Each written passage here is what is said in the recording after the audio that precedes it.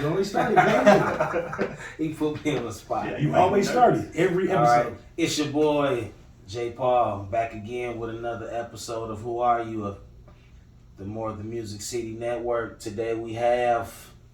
This is where I talk. Mitch Copeland. Mitch a little nervous, so we got to loosen him up a little I'm bit. your boy SOS, More the Music City Network. Podcast, what you want to call it? Whatever. Yeah. What it is. Today we have Mitch. So tell me a little bit about yourself, Mitch. Yeah, tell us where you from. Where you from?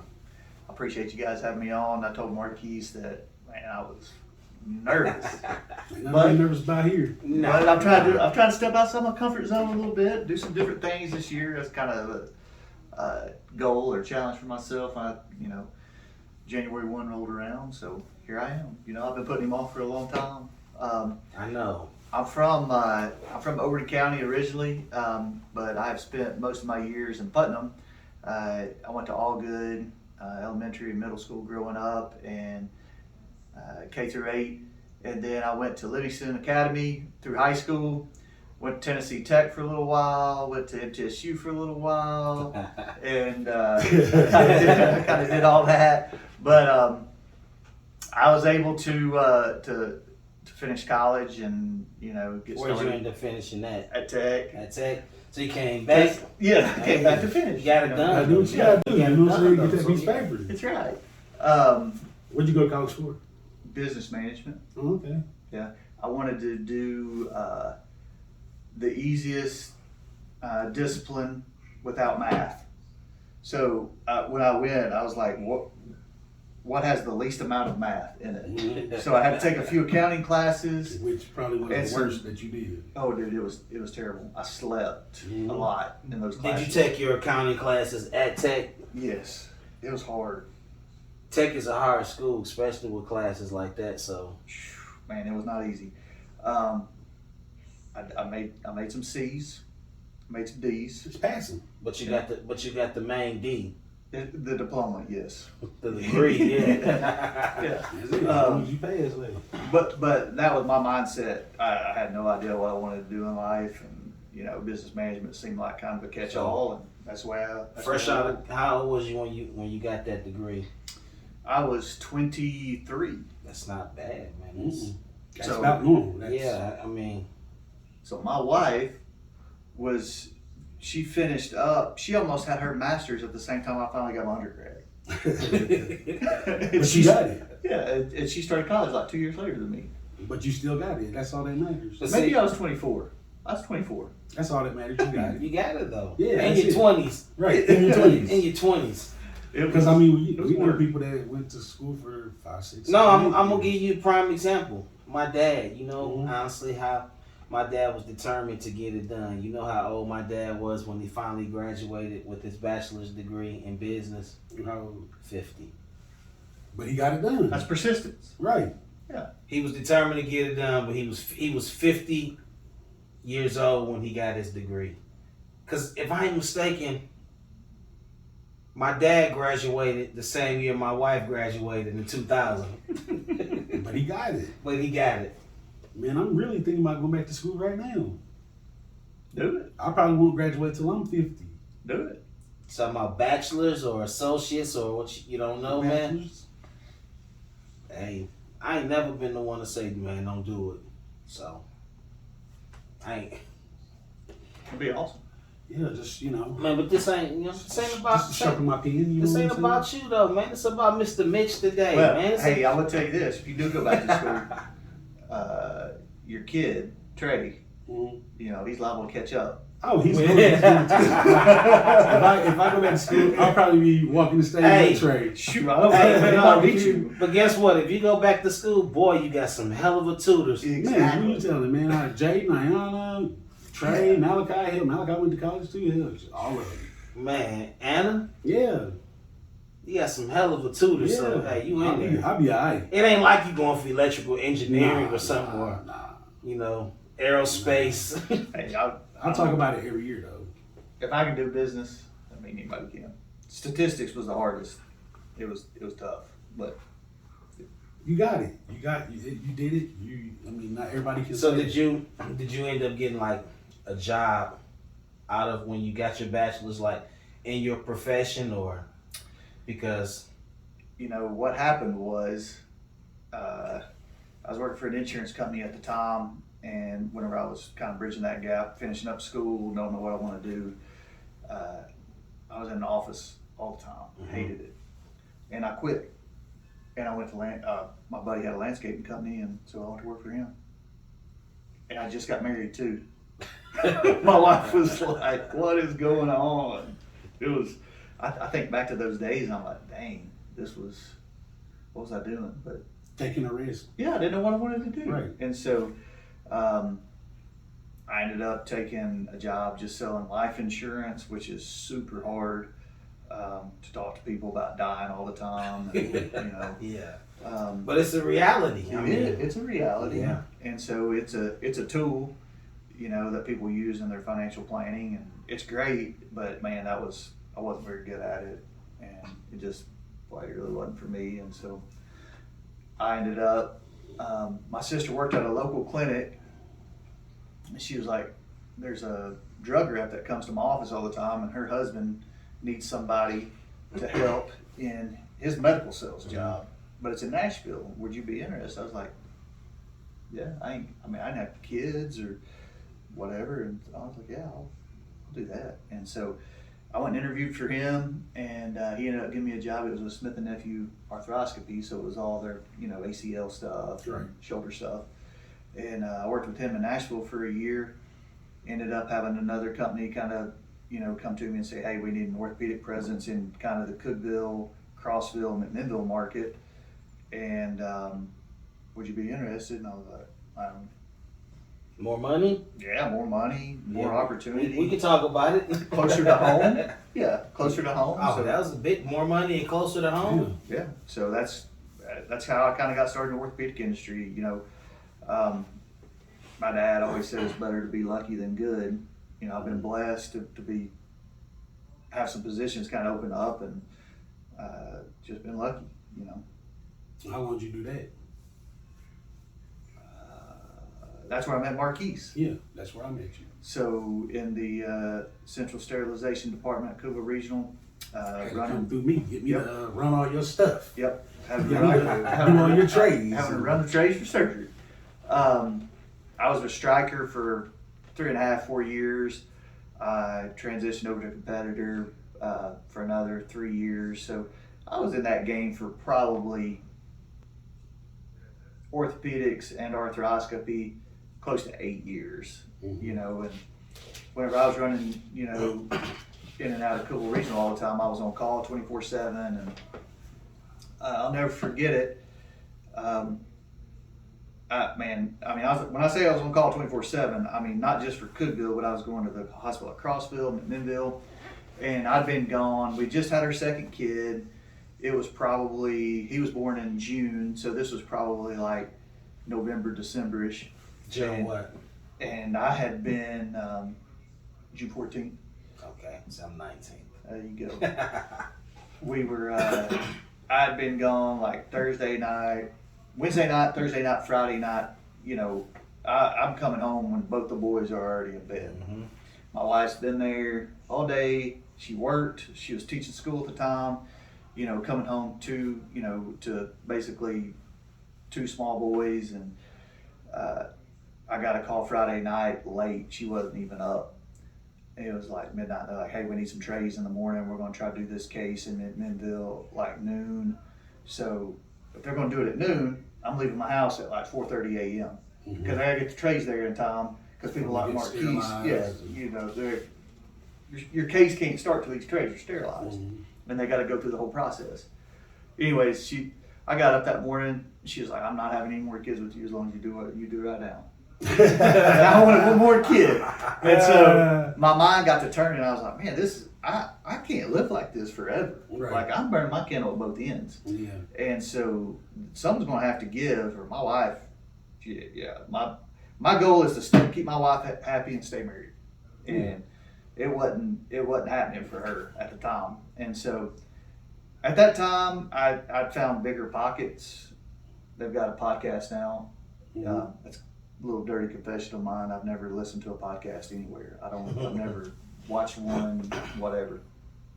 But I got on Bigger Pockets, their website, stumbled upon it. I was like, man, real estate investing and real estate, I think that's something I could really sink my teeth into. Mm. So. And then I started making plans on how I was going to, exit. your exit from I was going to exit orthopedics, and so that didn't really happen the way. Looking back, the plan was perfect, but at the time I was like, man, I didn't really see it happening that way. Mm. So I left Smith and Nephew, went to like a pharmaceutical gig, selling some, it was like a big Listerine strip that they put inside your belly after they open you up for surgery and stuff. I know it's weird, right? But anyways, I was working for this company. I was like, man, this job, like, they do not need reps for this. They should just ship this stuff into the hospital when the surgeon wants it. And like, I can't believe they have a sales force. Mm-hmm.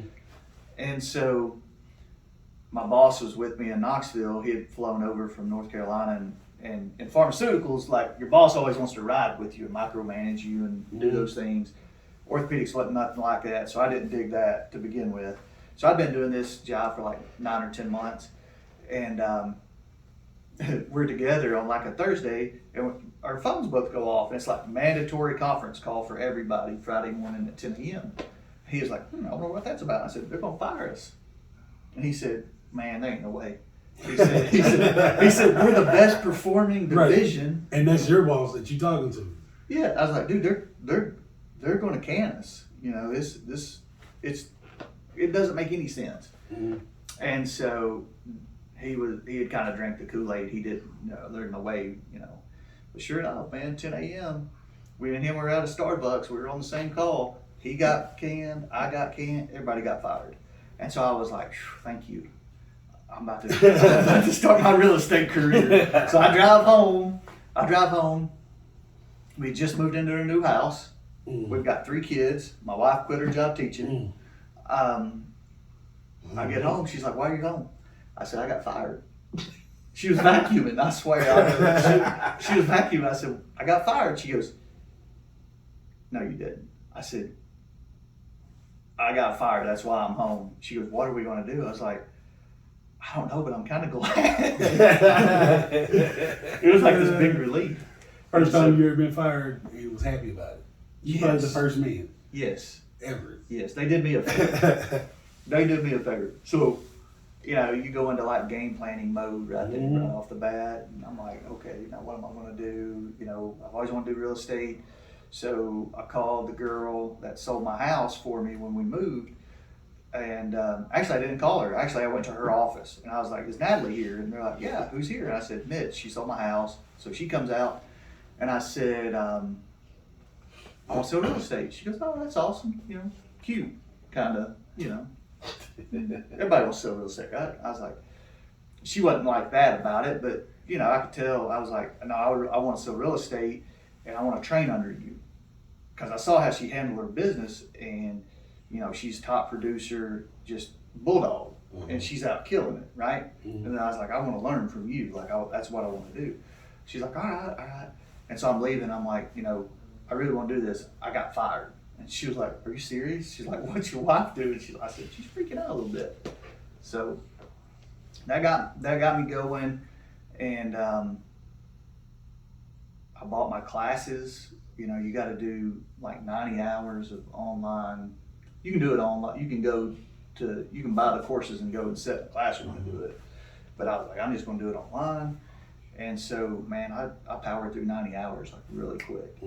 And so I'd already, in 2 weeks, I was able to do all my classes and coursework and get my 90 hours out of the way and take my real estate exam. In 2 weeks? In 2 weeks. Wow. I'd done all that. And so I was on it. Your wife and your family can be a big motivator. Yeah. It's like, somebody's got to pay this mortgage, somebody's got to pay these bills.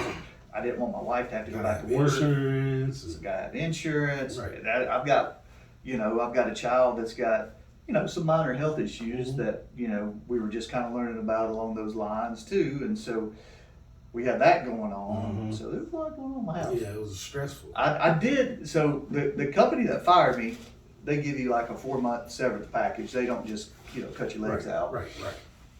One thing that they did, you were able to stay on their insurance for 4 months. And so I went ahead and got my, you may want to cut this, I got my vasectomy done, I went ahead. mine. I don't know if you can put that on there or not, but I'm in the crew. I had my plan, I got my planning done. I was like, I'm getting this done because we can't be having no more kids. Right. I don't have a job. Oh man, There's no income. You got to figure something out. And No. it's not something you want to be dealing Well, with. what's crazy about the vasectomy is I was the first one to talk about having it done, right? But when I talked about it, they clowned me. Everybody clowned me like, nah, don't do that. Even this man here clowned me for having it done. The next thing I know, oh yeah, I'd have been clipped. What you clown me for? I was definitely more nervous having that done than that podcast, though, for sure. See, I was a little nervous. I've had so many surgeries. It was just like another day at the office for me.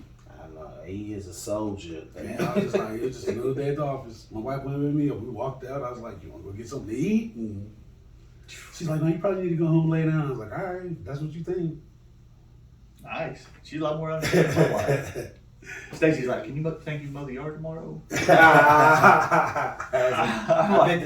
know the doctor said it was a no-no. Yeah. Yeah, you supposed I to. was like, maybe we should call somebody. All right, man, we gonna get back on. We gonna have a whole interview about vasectomy. The vasectomy, it gets everybody off topic, for sure. So after you took the 2-week course, you took the course in 2 weeks. It's not a 2-week course. You rushed through it and got through it and got certified. Yeah. So I did all that and took my state and national exam in 2 weeks. It's not a 2-week course. Mm-hmm. It's 90 hours and 90 hours. I don't know how long what that equates to, but it's a lot. It's a lot of clicking. And so in-house, like people sell cars that's a lemon. Ain't like you sold, a house on some swampland that's done sank and fell, after two. So there's a lot of safeguards in real estate. Right. Exactly. Already have all those, checks and what's it called? Balances. Inspections, contingencies. Yeah, there's a lot of outs involved, and it's just like any job that we've all done. You go get a job, and then they teach you how to do it. Right, anyways. that's your best training on the job. We'll even compare it to what y'all was doing at the hospital. When you sterilize something, I guarantee there's a step from beginning to end that you must follow. Yes. You break any rule or whatever, then you could be, risking whatever. So I'm quite sure there's rules and bylaws that you have to go by and follow. Yeah. Exactly. To piggyback on that, that hospital stuff that Marquise does is more important than the real estate stuff because that's a patient at the other end of that process. Right, There's a life there, Yeah. and you can affect that life very negatively by not doing the job correctly in that scenario. Real estate, it's money, right? And most people's biggest investment and those kind of things that go along with that. So it's up there too, but it ain't my life. Right. Mm-hmm. But you like what you do now. Man, I love it. It's like I fell into it and I love You it. like real estate. You really What was that first feeling when you signed and you closed on your first sale? Honestly, the guy was breathtaking. He it took a breath on it. it's like great, and then you're like, well, how can I recreate this? Mm-hmm. Because that process it's not easy, and you got to find clients, right? You got to find those clients, and so. What year was it that you sold your first? I started in 2016. Has it been that long? Mm-hmm. Yeah, it has to be because Trey was in soccer, and then you was at the soccer field talking about. You was like, man, come on and be a realtor, man. I was like, nah, I was man, trying to recruit. I was like, I can't do it. And that was at the soccer field. My question with that is, has it, you know, I mean, has it changed from 16 to 22 that much? I mean, I know the housing market is crazy now, but just the way houses are sold and, you know, so quick, has that changed? It's changed the game a lot.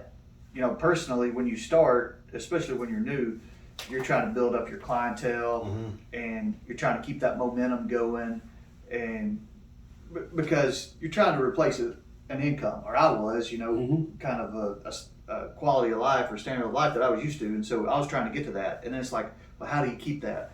And so about year 3, you start getting that reoccurring, that residual business kind of starts kicking in. You're like, now why did that person call me? And they're just like, you've been doing it for a while, and I thought you'd do a good job for me, and you know, I see your name out there, and then you know, I sell you a house, and you're like, man, I'm having another kid, and you know, we're trying to you know, we need a house with a basement. I need you to sell my house, and then I need to buy a house, and so you get that repeat clientele starts happening too, and then his friends looking for some property, and this Exactly. is my guy. Especially if he spoke highly of you. Right. yeah, referrals is the name of the game. Yeah, this is You know? my guy. Yeah. And then once that person, He worked Walked through effortlessly it, till we then- got what we. he knows somebody, and there you go. You're in there. It's real estate game is it's kind of a people game. You know, Yeah. you got to be good with people. You got to be good at problem solving, because there's tons of problems. Always. I mean, it's crazy the amount, and it's stressful. But you know, at the end of the day, it's like back to orthopedics. I couldn't see myself doing it till I was 65 or 70 years old. I mean, it was just a grind. You know, what I was doing, and just, man, when I'd go out of town, it's like, where did I put ball tip guide wires? Because I'd have somebody calling me, or where's the K wires at for this trade, or whatever, you know, or literally be on the beach and have a surgeon yelling at me through a phone that a scrub tech's holding up to his ear, you know, because something's not there, or something ain't right, or wasn't teed up just perfect. And so just the stress and anxiety of leaving town wasn't worth leaving town. I would never go anywhere. I didn't want to go. And with real estate, it's just totally different. Like I can set things up, and I can leave, and I can do different things, and I can see myself, you know, working till I'm 70 or 80 because I want to. You get to help people, you know, it's really cool, you know. And I'll use Jaden as an example. You know, I love Jaden. I've known him since he was, you know, a kid. That's my job. And to be able to, I didn't even represent him in his home purchase. He bought a house off market, you know, but I helped him through that process, answered tons of questions for him. I showed him a bunch of houses too, and just seeing him enter that stage of adulthood was very fulfilling, selfishly for me, you know, because I got a lot of enjoyment watching that, you know, and because it kicks in something in your brain to like when you bought your first house. You know what I'm saying? Like you see yourself in getting that. to experience that. Yeah. You know? Just like being excited for him, you know, about that's how having his own family. It's like me, I'm the same way, you know. Not just because it's my child, but like, you know, I was like, man, let me go over here and check out his house. You know what I'm saying? And we sat over there and walked around. You know what I'm saying? It's different, you know. I guess, you know, because Did you do like the video? Walk through rooms, leave lights on, spill chips on. No, when we talked about eat as you go through the house. Lights up on the wall. Funny thing is, you saying that is, I was talking to him about that. I was like, man, I should just go in there in your bathroom and just leave the toilet seat down and use the bathroom. He was like, Pee all over. we laughed about it, you know what I'm saying? But in my head, I was really thinking that, you know? You should really do that. Yeah, like, I mean, because these kids, man, I got 3 boys, and they just boys. You know Can what you I'm saying? flush the toilet? Or lift the seat up. Yeah, It's not that hard. It's simple. I do it. Yeah. See, I'm the opposite. With my son going off to college, I'm in the house with 3 women. Like, I can't do nothing wrong. Like, Pick your stuff up off the floor. Put your things away. Dad, did you take a shower last? Yeah. You got some water on the floor in here. It's different, for sure. So, I got a couple questions for you. We're not gonna get really deep in with the questioning, but like, so like, when, because I don't sell real estate, but I mean, it's something that I thought about, you know what I'm saying? But, so like, when you wake up and like, you just like, your day starts with, you already got meetings lined up or showings, or do you like, man, I need to find some properties that I need to try to get off, or how does your day work? You know what I'm saying? It's changed, it's changed a lot. The early days was, man, I was calling people, trying to just network, going to chamber events, going to golf tournaments, anything that I could get involved in. I'll tell you what. Rub elbows. You rub elbows. Right. And it's like, you got to be active in what you're doing. If you lose that activity, it's a grind. I mean, it's just like anything when you start, it's a grind. And so, dude, I would go to Lowe's or Walmart and walk around. I'm literally not looking for anything. But you know how many people I would see that I knew was tremendous? There's a lot of people. What are you doing now? Yeah. Hey, you know how many people want to talk about life insurance at a party? Yes, zero. Exactly. Right. No, nobody. Nobody's talking about life insurance. Hey, you might die after this shot, so.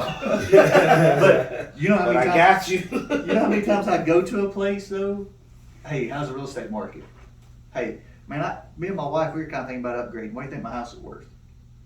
It's organic. I don't have to do nothing, now. But before, you're out, your buddy's getting married. Hey, y'all gonna be looking for a house? I'm trying to find. Yeah, I'm your guy. So, let me represent you. Hey, I heard y'all were moving. Right. I'll come look at your I house. remember when you first started, and I seen you on what's the thing? The billboard. Big billboards. I was like, he's trying to get out there. Yeah. Now I see you everywhere. You just everywhere now. But now what I do is, a lot of my days start the day before. It's like, what didn't I get finished today?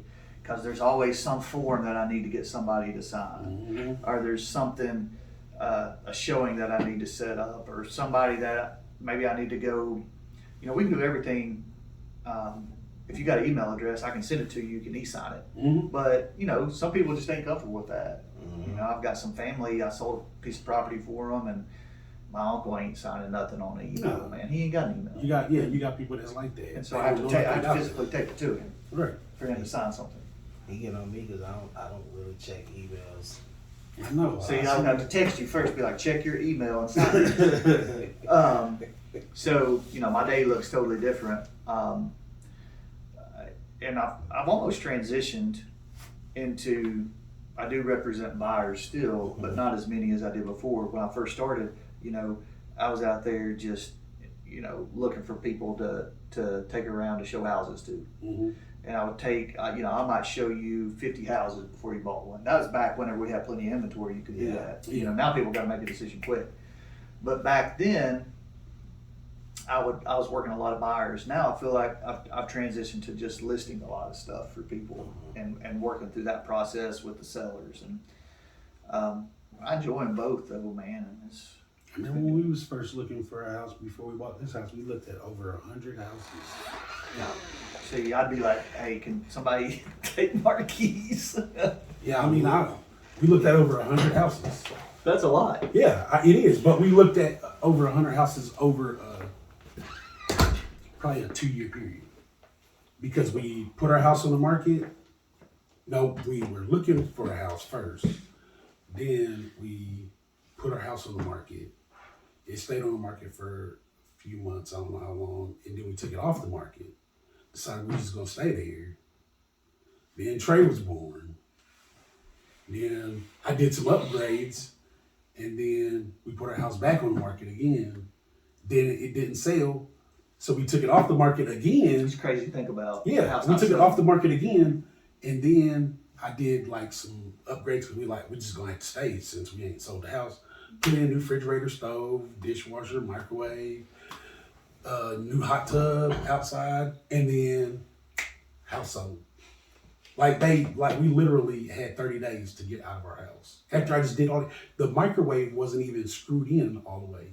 And our agent called us and was like, hey, can I bring somebody to look at y'all's house tomorrow? And it was like, well, I think at that time I had already graduated school and I was working, in Central.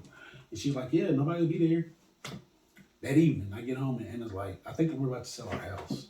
And I was like, what about all this stuff we just put in here? We just spent, $3,000 on appliances. And she's like, well, they want the appliances, but the people, if they buy this house, they don't want the hot tub.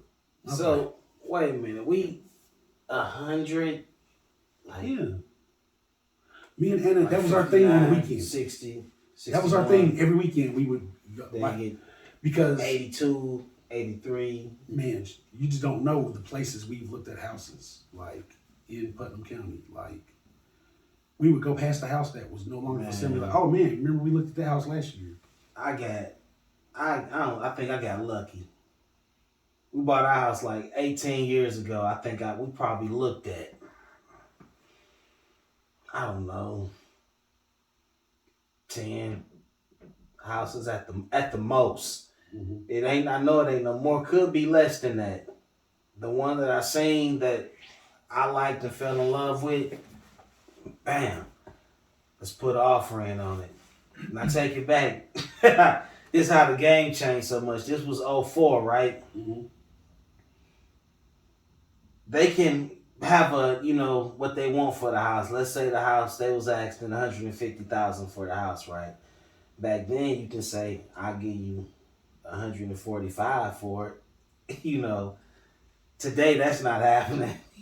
No. It's the opposite. I would come in at like 125, So and that wasn't. People were just glad to be getting an offer. And we put a bid in, and they ended up taking like somebody else's bid, and I'm like, we got out to go look at houses the next day, and I'm like, my heart just wasn't in. I'm like, I don't want to see nothing. I don't care. That was the house I wanted. Couple weeks go past, and I'm still just driving past this house, driving past it. And I'm still seeing a for sale sign in the yard. So I call our real estate agent back like, hey man, that house ain't sold. It's still a for sale sign in the yard. Anyway, he calls the real estate company who was selling the home and everything. Come to find out the people who made the offer on the home didn't even get approved for that much. So they had no choice but to take ours, which was the next offer in line. Mm-hmm.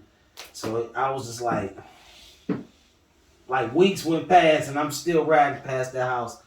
Depressed, mad. It's not over till it's over. But he kept trying to show us other houses, and I just did not want to see, man. I didn't. Sandy was wanting to see other houses, but I was stuck on that one, and we ended up getting it. But 100 houses, man. We been with that 100. That's a commitment. We went to so many houses that at the end, before we bought this house, I was like, we had our minds changed. We was like, okay, if we get this house right here, we could do this, this, and this, because we know we could get this much money, but this house only costs this. That's when our minds had changed that much. Mm-hmm. From the first house to 100 and whatever we was like we was looking at houses that was like, well, we can take the downstairs and all of it's concrete, but we can wall it in, and we got to that point. So and then we just lucked up, and she called us and she was like, hey, Anna, you want to go look at this one house on our neighborhood? And Anna had been over here because one of the kids went to a party at the pool. Mm-hmm. For like a sports party, season's over. Went to a party at the pool, and she was like, "Is that the subdivision with the pool?" And she was like, "Yeah, we're gonna go look at it." Came over here, and we knew that as soon as we walked in the door, we was like, "Yeah, this is it." That pool is clutch. So what's the like now when you show a house? What's like the average time? I'm like, if you show a house to a customer, I mean, do they need to make a decision on it now that day? Or do they have several, especially if you have a budget and you have several houses that fit their budget. Do they have time now No. Back in the day? You ain't got time. Mm-hmm. And if it's a house, let's say it's a house in this neighborhood. I'm going to use you as an example. If it's a house in here and Uh-huh. it's priced correct, you ain't got time. And what most, well, not most, but what we're seeing, what listing agents are doing, you know, let's say I list Marquise's house, I would say, I put a price on it, and I would say, all offers due by next Thursday. Right. And so that gives everybody time to come see it. You ain't got to feel pressured. But as a caveat to that, in my listing, I would probably put something like, all listings due by next Thursday, seller reserves right to take an offer at any time though. That way we're Right. not handcuffed to Right. anything, you know. Right. But, you know, And they're going. and so, like, you know, last time I did that, you know, I had like 5 offers, and it was only like a 3-day time frame. Have you ever sold a house to someone who never physically seen the house, just seen it from I had never, luckily, websites or whatever? yeah, luckily I've never done that. You know, Uh-huh. most of the people, like I've written offers for people Mhm. that haven't physically seen it yet, with the contingency of them seeing it within a certain amount of time. Mhm. And so they'll fly in or come in or Yeah. something. That's nerve wracking as an agent. You know, sometimes it's a necessity. You ain't got time, you know, They especially don't markets live like here, this, you ain't right. got time. But, you know, to have them put all that on you as an Mhm. agent, it's tough. Yeah. Because this market Stressful. is crazy right now. Like we've had 2 houses in this neighborhood that didn't even make it on the market. They were gone like Mhm. before they even made it. Like, Yeah. you know, we're gonna put the sign out and, you know, it'll be online by Friday. What's crazy Friday, is it was gone before Friday. I live in Nashville, and he's in Cookeville, and I'm like, Cookeville, the prices of home in Cookeville, it ain't far behind Nashville prices. It ain't like it used to be, like, you know, where $200,000 would almost get you your dream home in Cookeville.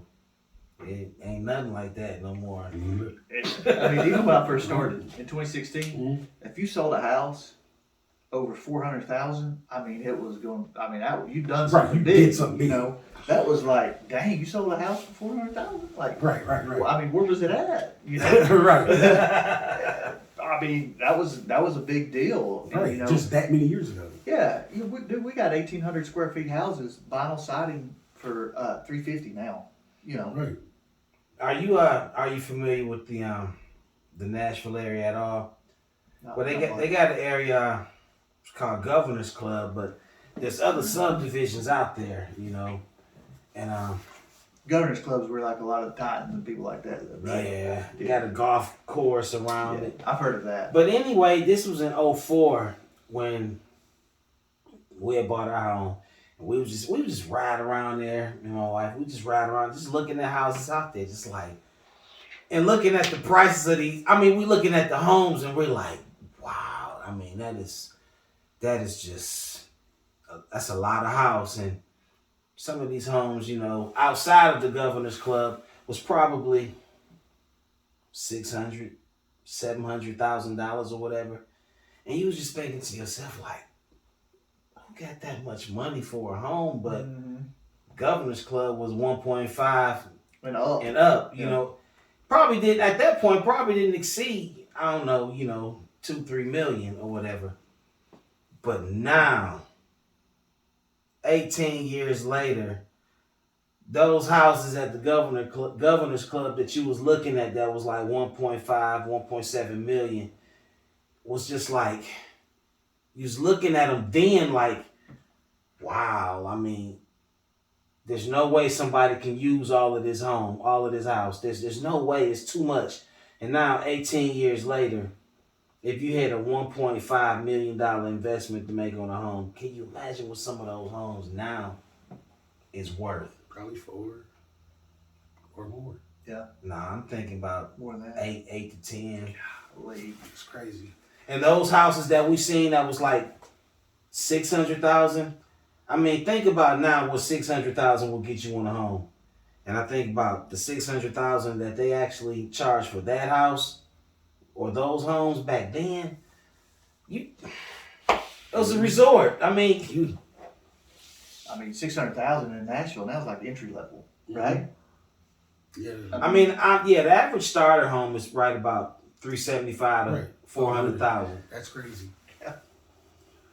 And we talking How do kids do that? And you talking like you said, 1,900 square feet or something on a quarter of an acre. Yeah, yeah. What kind of like? I know we're not gonna get deep into your business, but like you sell like big properties. Have you sold any? Oh yeah, yeah. I've done. I hit a stretch there in a 12-month period from 2020 to 2021 where I had helped broker 7 properties over $1 million. Mm. So I kind of caught lightning in a bottle there for a Yeah, second. you was like, it was nice. Yes. Some of them were some of them were land deals. Some because there's a lot of land here that's big money. Some of them were a couple houses. Has the growth of Cookeville helped real estate over the years too, or? Yeah, I mean it's and that's as a community. Just like any community that's growing, there's problems and issues, and so making it where the infrastructure can keep up with what we're doing, then that's has to be there. It's got to be there. Mm-hmm. It's for tax dollars though, it's hard to let go of money when you can't really see what you're getting. But it's like when you're putting in sewer upgrades, you got to have them, mm-hmm. But it's something you don't really think about when you when you're trying to do something. Yeah, and so just little things like that, or street widening, that hurts, right? Because it's a pain. Yeah. So for the people out there, you seeing the real estate market, right? Is Cookeville ready for a target? Cookville's ready for a target. No doubt. I need a Target. Yeah. Target. Hey, it's ready. I go to Target for the snacks. Yeah. I swear I go to Target for the snacks. Ask anybody in my household, they'd be like, "What we go to Target for snacks?" So do you do all commercial? I mean, residential, or do you do commercial too, or just probably 90% residential, and 10% commercial? Man, I hate to keep equating things to like orthopedics, but like in orthopedics, you got total joints and you got trauma. And in an area like Cookeville, you can't make a living on doing one or the other. You got to have them both in your bag. And so, kind of like real estate, if you focus on a commercial deal might take 16, 18 months to finalize. That's a long time before you get paid. And I had an old real estate agent in the area, Dan Turnbow. He told me one time, he said, "Son, you don't get paid until they scoot that check across the table." And it's something so simple like that, but it's so true. It's you wait 16 or 18 months and the deal might fall through at the very last minute. And you gonna start spending money that you thought you was gonna make. Exactly. Yeah. So, that's the danger. But you really like what you do now. Yeah. Yeah. It's something I could just, I'll tell you another cool thing about it too. If one of my kids came up and said, "Hey, I want to be a real estate agent, or I want to do property management, or real estate investing, or whatever," it's something I can work with my kids, and do. When you're in that corporate grind, there ain't no, right. It's hard to pull your kids in. Exactly. There's just no guarantee that you could do that if they wanted to, Right. But something like this, you could build something and have something with you and your kids, and to me, that's a dream come true, to be able to work side by side with your son or your daughter or whoever. Or everybody. Are you licensed to sell? My niece, whatever. Are you licensed to sell outside of Tennessee or just Tennessee? I keep it. Yeah, keep it, and that's one thing they tell you in real estate too. It's like you need to stay in a certain radius of where your home is, and no man, I can do that, but. I've had some listings like in Knoxville, dude, it will run you to death, and it's like trying to go back and forth, and you really, it's hard for you're not really doing your customers. Well, that's kind of going back to what you was kind of talking it with somebody talking about before. You got out of that profession because of all the driving. So yeah, why get into it? And you driving to Memphis every other day to sell a property. Unless you're doing like these big regional. Commercial unless you're a big regional commercial broker, it don't really make sense, for somebody like me to do that. So, Right. and it's really better for your client to have somebody local. Mm-hmm. You got to So they have know the boots area. on the ground. Yeah, Right, they right. know the area. They know the people. Just like, the people in your neighborhood that sold before they listed. Their agent had probably been contacted by somebody that was like, "Hey, I'm looking for a house," and they was like, "Hey, we can go ahead and get your house under contract, but you ain't got to worry about keeping it clean and showing it because you've Right. got 5 kids or whatever." Right. It's hard to keep a house clean, show it all the time. So, what do outside of selling homes? Because it seems like Mitch, that keeps you pretty busy and keep you on the go a lot. So, outside of that, what does Mitch like to do? What's his downtime? I'm just a good old country boy. I got a pond at my house. I like to fish. My kids like to. Stop playing? Yeah, man. Okay. Come out anytime. I don't fish. I don't fish. I haven't fished in You didn't do your podcast down at my pond. I probably haven't fished in 30 years. That's too long. Yeah, since I was like a little kid. We're gonna take this show on the road. Y'all gonna come fish with me. We'll do a little fishing episode. When's the last time you fished? Have you ever fished? Like, I'm 40. I'll be 46 in June. I think I've been fishing like twice in my life. Oh man, we gotta get some video of that. See, I ain't never been hunting. I don't really like to hunt. Leave that deer alone, man. I like to shoot guns, but I've never been hunting. Before, man, leave that deer alone, man. I tell you what is fun is I have been turkey hunting and I've killed a turkey actually. Now that's a smart animal and there's some gamemanship to it, trying to get them in close enough to actually be able to shoot them. Right. So people that sit in a tree stand and the deer just walks by, that just don't sound fun to me. Right. Plus, when you're deer hunting, it's cold in early mornings, and I don't like all that. I don't eat deer meat, so. I don't eat deer meat either. I've tried it a few times, but The turkey was really good. I love me some turkey. My brother-in-law deep fries. He deep fries it. Like when you went turkey hunting, can you tell a difference in it?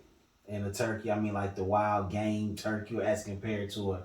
Man, people always say it tastes better, but I think it just tastes better because you think you killed it. Right. You killed it. It's like, yeah, I did this. Hey, we can go fishing, but I can't put no worm on no hook and all that. I'll take care of you. That's the thing about my kids is like He said I can't put a worm with a hook. my kids are I they're like having 2 little guides out there. When I bring people over or whatever, my boys will be down there and you catch a fish, and I'll take it off and throw it back for you. They bait your hook. Hey, They do all That's that. crazy. They do all My that. kids- We play a lot of basketball. Both my boys play basketball. My little girl plays basketball. They all play soccer. So we travel around. You remember that lifestyle? Going to these AAU tournaments, doing that stuff. I don't have to do that sports stuff no more, but I got to go to the academic meets and all of that stuff, man. I got a competition cheerleader who just has a fractured tibia. Oh. And she's on crutches for the next 4 to 6 weeks. The doctor kept saying, 4 to 6 weeks. But she just saying 4 weeks. She ain't trying to. Oh, yeah. She ain't trying to make it longer. That too. Mm-hmm. So she knows she's going to be healed in 4 weeks. if she stay off of it and follow instructions, she will. But that is hard head makes for a soft ass. So that competition cheerleading it's worse than this it's is what worse I than basketball. No, this is what I tell anybody, honestly. If you into the gym, working out, this and that, and you think you're athletic or whatever, I challenge any of them to do a workout with a cheerleader. It's no joke. They will whoop your ass and not one weight is involved. Yeah. He said no weights whatsoever. No weights whatsoever will be involved and they will whoop you. I mean, we'll have you ready to, you're gonna need some Gatorade, you're gonna feel like you're ready to throw up. And not one weight is involved. So if you think cheerleading not a sport, I challenge you, do a workout with them. Yeah, you just said that on one of the other podcasts. You was talking to somebody and you said cheerleading might have been probably the most physically fit sport. I don't know who he was talking to. I know one thing that they said that with gymnastics or cheerleaders and everything, they suffer the more injuries than any other sport out there. Just like your daughter. freak. Yeah. I mean, crazy thing about it, she thought she had shin splints and still out there flipping and doing everything. That's the other thing. They're tougher, too. And we finally went and got the MRI, and yeah, she's got a fracture. So you say your kids play ball, basketball, soccer. Did you play ball? Yeah. Basketball? Yeah. I started playing probably about 3rd or 4th grade. Played through high school. I was an average basketball player. Played soccer my last 2 years of high school. That's more brutal. Yeah, it's pretty hardcore too. I had a soccer player. You say you had a soccer. Yeah, Ayana played soccer. Jaden, he likes some soccer. Yeah. But he's basketball. Yeah. So, playing high school sports, it was, any small town, it's kind of the same. A lot of fun, learn a lot of lessons. Yeah. Meet a lot of kids. Love, just Having that love to compete. Have you did any coaching? I coach City League, and I'm an assistant at Prescott with D. Prince and Justin Van. Oh, okay. Yeah, so we do 7th and 8th grade at Prescott, and last year was my first year. You like it? Man, it's such an enjoyable experience, learning those kids and being around them, and if one thing just finally clicks for one kid, it's all worthwhile. How is it transitioning from? I know you were old school baller. How is it transitioning from this new school game from old school habits and old school ways? It's a lot different. The game's definitely faster now. Everybody can dribble. Everybody's handling the ball. Everybody's shooting the three. The mid-range game is about dead. Paint game is gone. So, I mean, it's when I grew up, and even when I was in high school, I don't remember teams like pressing a ton. But, even when I'm coaching City League, it's like, man, we're trying to get teams to play fast and turn the ball over and, score off turnovers. And that's kind of our game and game plan, kind of what, teams do. And everybody's trying to play fast. It's changed a lot. It's crazy. There ain't a lot of dumping it in to the post and playing it back out or, Yeah, we've had a few coaches on here. Say we probably had more coaches than anything. If you think about it, we have. We've had D Prince. We've had him. We had Jaden. We had Bird. That's 4 coaches. I feel like we're still missing another coach too. You better use that term lightly with me. I don't know if coaches. If you out there in practice, you'd coach. Yeah. You'd coach. Man, I feel pretty deficient when it comes to like X's and O's and that kind of stuff. What was your position in high school? What's your natural position in basketball?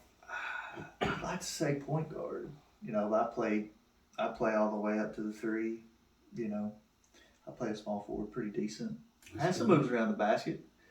Little baby hook, I get my shoulder into you a little bit. Yeah, I like the physicality. Yeah. So, you trash talker? No, man, I did not trash talk. I just I foul really hard.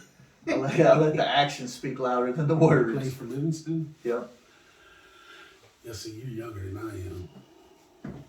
I was out there trying to, I wanted to guard the best perimeter player. Try to lock up on somebody. That's kind of. I like that. He got that bad boys Pistons mentality. That's right. He said he fouled hard.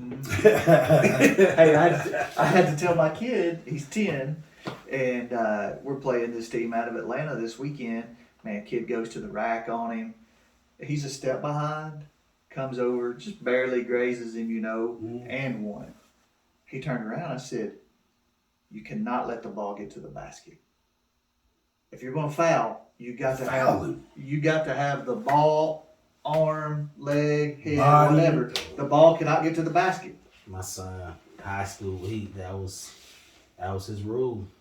Our rule ain't no and ones. Mm-mm. We won't have that. No, there is no and You ones. touching that hardwood. Hey, it's a physical sport. Yeah, And you touch yeah. that. Whoever you got to touch that hardwood. They're going to have to get 2 at the line. Yep, you touching Hey, that hardwood. there's no and ones. And I'm sorry, we don't get dunked on. We ain't Yeah. going to have no. Yeah. It's like touching that hardwood. I don't, I'm 5'5". You're not dunking on me. He said I'm 5'5". You're not. You tell a 10-year-old that, and their first instinct is next time the kid goes to the basket, Yeah. like Like you can't be getting the intentional. Right. So I had to kind of coach him through that a little bit, but Just go for the ball real hard. go for the ball real hard. I mean that's it. you're going to play basketball. You're going to play hard. It don't matter.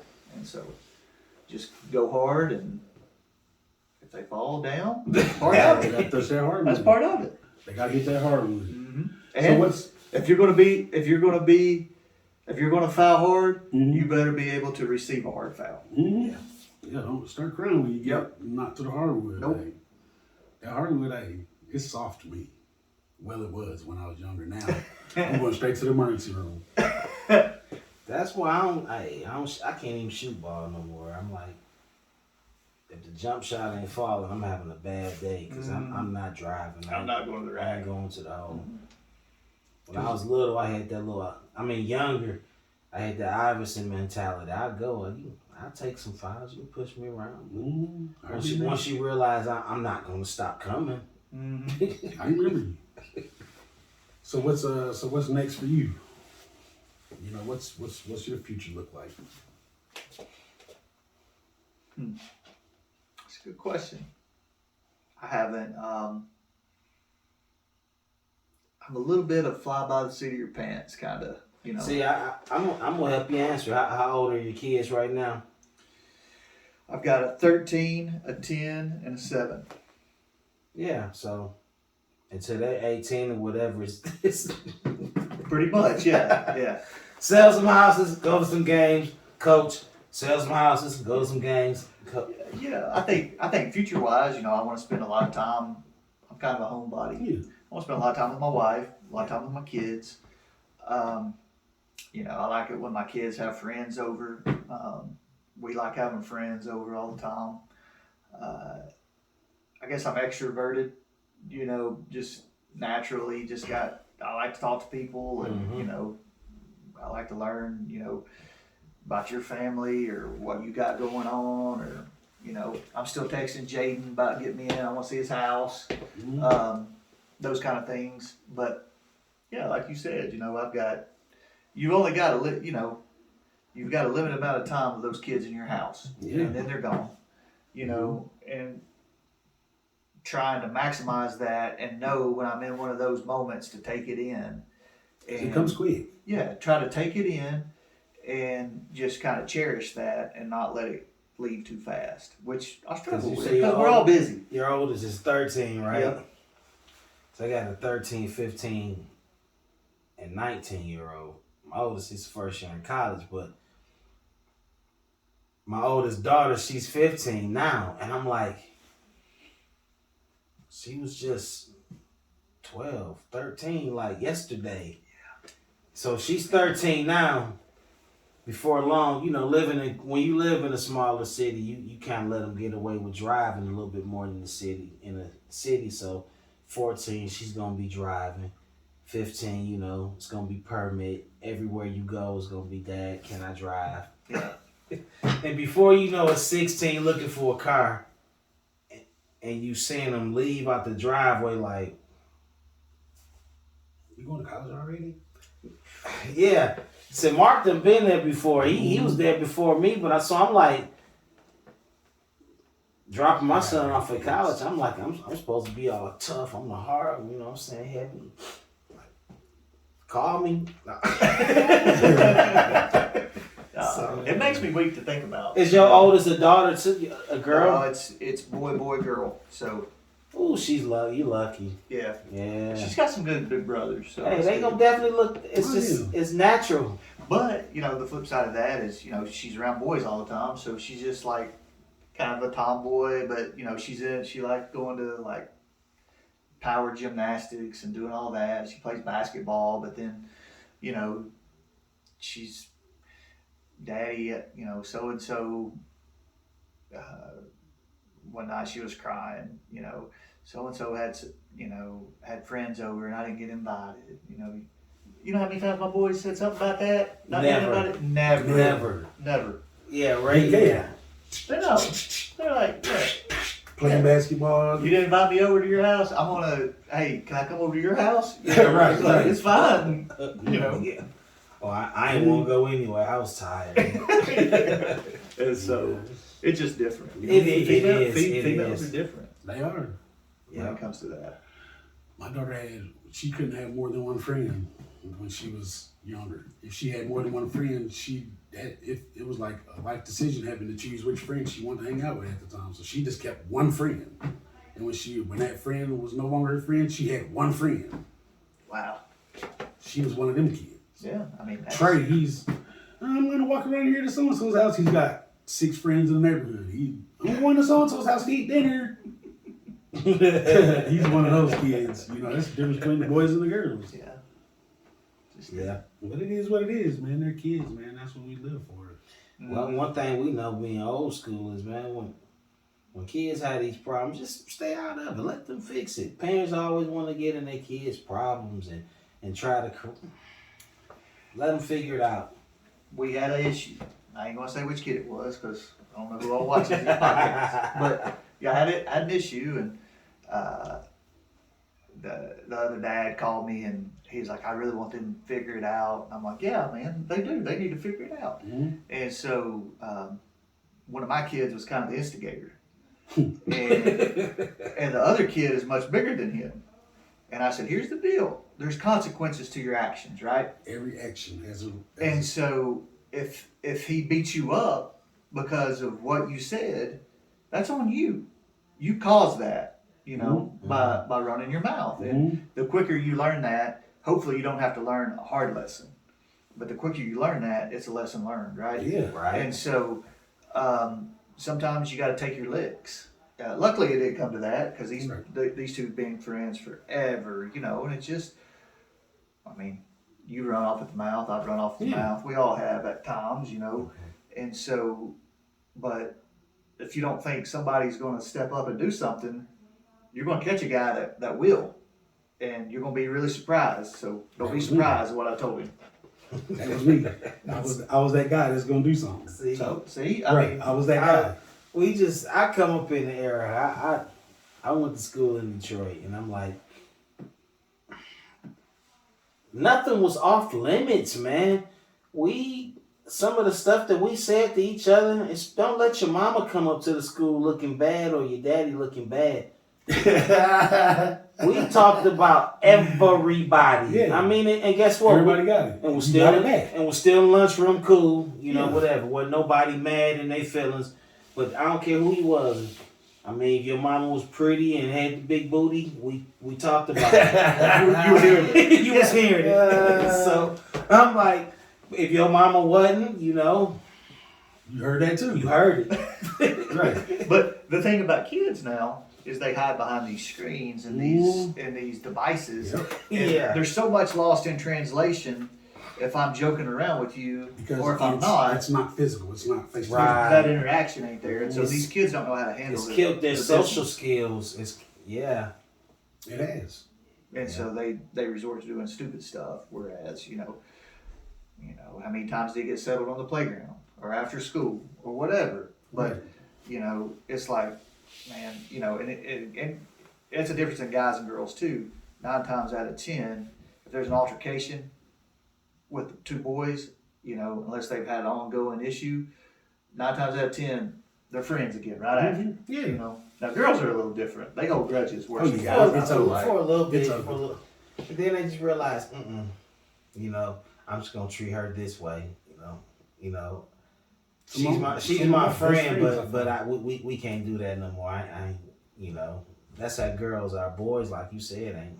I didn't have a problem with Jamari, man. A lot of my best friends, we fought. So we still best friends. It was that's what made our bonds better, probably. Yeah. 'Cause we got to clap hands. My wife was like, "What's the last fight you've been in?" I think it was in college, and man, this guy's one of my best friends. So we got into it in the living room. You know, I got tired of hearing that mouth. And Put paws on him. yeah. And so his head went through the wall. Yeah. Luckily, there wasn't no stud there, but you know, we had a hole in our wall till the day we moved. We had to, you know, patch it and spackle it and whatever. We ain't never come to blows, but I'm gonna tell you what instigated and started a lot of arguments and a lot of beef, man. You know what that was? What? John Madden. Oh yeah. Yeah. Don't Emotions get high. Oh, don't get mopped in John Madden or lose at the last minute or I didn't get mad over Madden. I didn't either, but we had some people that's gonna Oh yeah. he was kicking his game and everything. Oh yeah. Break the whole PlayStation. Ain't nobody playing. Yeah, break the whole PlayStation. Yeah, man. So I'm glad we got you over here, man. So man, before we go, tell them, man, you know, real estate. If people want to sell, buy, you know, any of that. How can they get a hold of Mitch? Hey, you can hit me up, 931-267-6827. I've got a presence on Instagram, Facebook, any type of DM, you know, you want to drop. If you're looking to buy, sell, even rent, you know, if you don't even know, if you're kind of in a holding pattern and want to see what this market does, you know, we can do that too. A lot of people reach out just kind of curious what their home's worth. You know, I'd be more than happy to run comps and give you an evaluation. So, you know, any of those avenues, you know. Have people like, what if they ask you, hey man, I'm doing some upgrades. What do I need to do here or there to get the best value for my home? Help out that type of stuff too. Yeah, that's a great question. As far as, you know, coming in and, you know, helping somebody get the best ROI that they can on their investment, you know, some people want to do things that's not ever going to matter, you know, and some people will let things go that matter tremendously. So yeah, I definitely help, you know, with that for sure. Okay. Got a website or are you a Facebooker or Instagram? Facebook, Instagram. I don't have a website. The realty firm has a website. All my information's on there too. But cell phone, 267-6827. That's the best way to reach me. I'll put your stuff on here somewhere. They'll see it. I ain't gotta say it. Nah, they'll see it. Dang. Yeah, I do You're hot that. tech. Yeah, I do all that. Marquis is like, Every episode, you don't have to quit looking into the camera and do your promo. That's what I do. You know, I do the editing, so I'll put it somewhere down here. I like it. They'll see you. Looking forward to coaching again next year. Yeah, man, great group of kids, great group parents. You know, it's really enjoyable, and you know, I've got a kid that plays. I've got another kid coming up. You know, so gives me more opportunity to spend time with my boys. Are we playing the same? Well, my middle will be in 5th grade, Okay. and then my oldest will be in 8th grade. Okay, so They're at Prescott too. Yeah. Okay. Yeah. All 3 of my kids go to They won't Prescott. get to play together, but No. they will when they get to high school, though. Well, kinda, I hope, you know. because freshmen do have their own team, I guess. So. Yeah. But that sucks. Are they multi-sport athletes or just? They both play soccer. Okay. Yeah. My oldest is playing middle school soccer. We're in season right now. We got a game Friday. Play Sparta. And my middle kid plays travel right now. So a lot of sports. Y'all got Sparta Friday. At Prescott. We're going to put it on. And a little trash on top. I've had a few Sparta kids on here. Ain't gonna make it hard on them. We're looking for that first win. We're trying to get in the win column. Oh. So Okay. Yeah. We appreciate you coming on the show, man. yeah, thanks. Anytime, man. Thanks. This was a blast. Yeah, man. I told you, man. We just cool, man. We just sit, talk. Yeah. I feel like I would like to come and like watch somebody else and like. Oh, we've had Yeah. people come and just sit. just chill. And Yeah. I mean, we just get to know people, man. That's all we do, man. That's it. It's just informative information. You got get something to know offer that, it can help the city. You know what I'm saying? We definitely want to promote that. And I'm like, check his reviews. Don't sound like he got no bad reviews, so so yeah. He can help you in that situation. Yeah. So We appreciate you coming, man. hey, I'm your boy J. Paul. This concludes another episode of More Than Music City. Who are you? And I'm your boy SOS. This is me. Yeah. I'm Mitch Copeland. And we out. All right now.